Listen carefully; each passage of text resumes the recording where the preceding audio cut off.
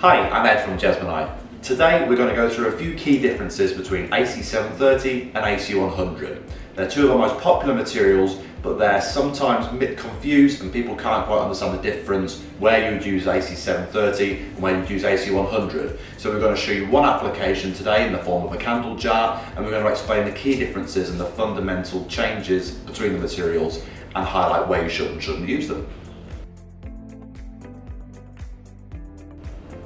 AC100 and AC730 are poles apart in terms of their actual composition.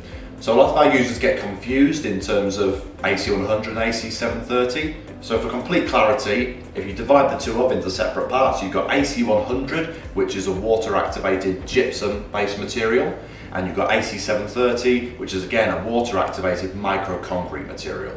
Both the materials when cast have completely different finishes. You can acid etch AC730, whereas you can't with AC100. You can pigment AC100 to higher volumes and achieve brighter colours, whereas you can't achieve those levels with AC730 and the Jesmonite pigments. There are some real key differences between the two materials.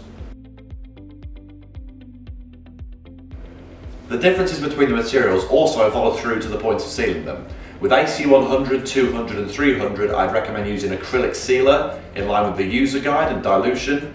And then with AC730, 830 and 630, I would recommend using penetrating sealer or FlexiGuard, dependent on the type of application that you're trying.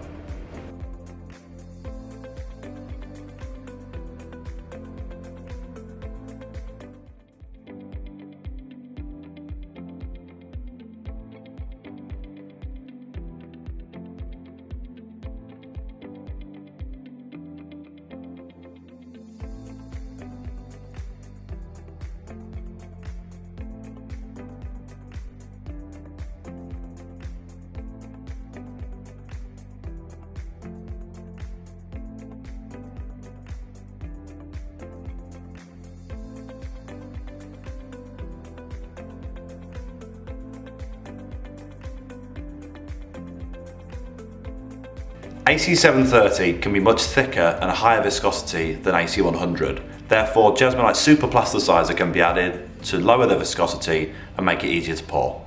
This can be added in small increments, as per the bottle.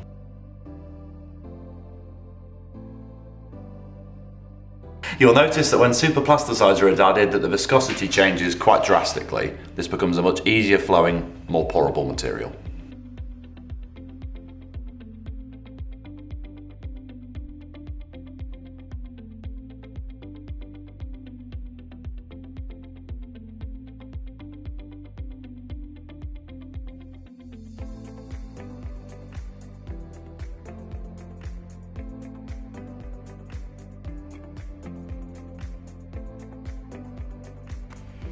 After demolding, you'll find that AC100 will take the form of your mold, so this is black as pigmented and perfectly smooth as per the mold we cast it in. AC730, similarly taking the form and shape of the mold. AC730 however coming out smooth as you would with AC100.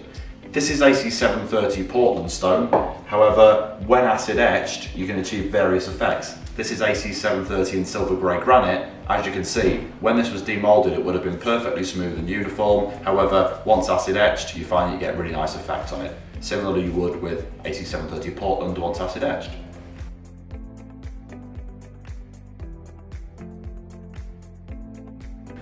These pots are now completely finished if you don't want to acid etch the AC730 one, and they're ready to be filled with wax if you're making a candle from them. Here's an AC100 piece that was cast previously that's been filled with wax and a wick ready for burning. Thanks for watching. I hope this has been useful for you. If there's any other questions you have in relation to the products, feel free to leave them below and watch the rest of the videos in the series to learn more about Jesmonite products, where and why to use them.